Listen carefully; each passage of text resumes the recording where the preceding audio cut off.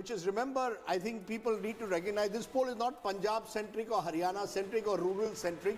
We've got a sample that's rural and urban, 67% polled in rural India, 33% urban, but across India. If this poll was possibly done in a Punjab or a Haryana... Punjab is not India. Yeah, that's right, but you might have got a very different sample, you might have got a very different mood of Punjab, but mood of the nation clearly suggests that people want to give the farm laws a chance. Beyond the agitation in the wider public out there, people want to give the farm laws a chance. But, as I said, split between whether it will help farmers or whether it will help corporates. But we are saying that's the point the government is driving home again and again. That it's only a limited group of farmers who constitute a special interest group who are most perturbed because their interests are being impacted by the farm laws. In the vast majority of our country, according to this Mood of the Nation opinion poll, which includes farmers and non-farmers, you've got about 84% of the respondents thinking the government's handling the farm protests well. Rahul, if you look at it, 34% people, as you said in the first case, said the laws are good. Handling it well is fine. It may be handling it well or not well, it's very subjective. The point is 86% people today have a holding which is less than 3 acres and the government says the laws are for them.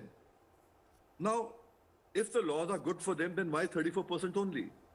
Now, the only point that comes into my mind as such is this 67%, as Radip just said, of rural and 33% of urban population, this constitution, is it basically from the areas? Now, if you take a thing like Bareilly, no, Bareilly, Pilibhit, Shahjahanpur, all these areas are supposed to be rural areas. But if you go and ask people in the municipal limits, they would tell you a different thing. And if you ask them in the villages, they'll tell you something different. But Raj Chingappa, explain it. Does your survey account adequately for the section of farmers or rural India? Because he says if you go to the urban pockets, naturally they'll be delighted with the bill because nothing turns in it for them.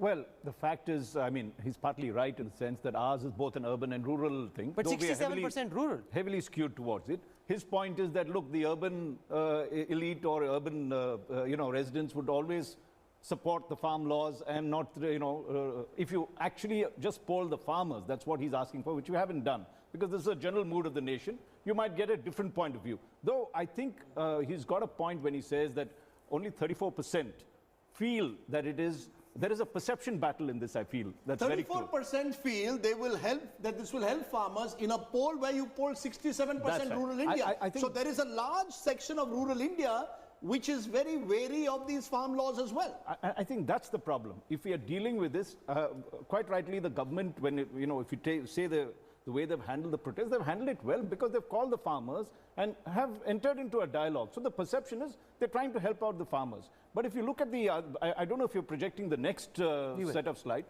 which I'd like to really comment upon, where it then shows really where the issue lies. But let's get opening comments till then from Chengal Reddy, and that's the point that Chengal Reddy and others like him have been making again and again when they've been coming on India Today, that if you look only at the farmers of Punjab, the picture is very different from what emerges in a national Mood of the Nation, where 84% of the respondents seem to think the government's handling these farmer protests well, and opinion of who this helps is actually split pan-India. About 1/3 saying it's helping farmers, 1/3 thinking it's helping corporates. See, it's a ridiculous discussion because in 1990 you brought reforms for industry and service sector and which showed a lot of growth. And 10% growth was there in those sector and farm sector remained backward. The simple fact is, why is farm sector remained backward is the question today. Why reforms are not brought, agriculture reforms are not brought in 1990? What is the discussion that is going on? It is nonsense. You see, because please understand that farmer sector is as capable of service and industry in this country. We are second to none. The problem came because successive governments neglected the farmers in terms of set technologies, investments and market connectivity.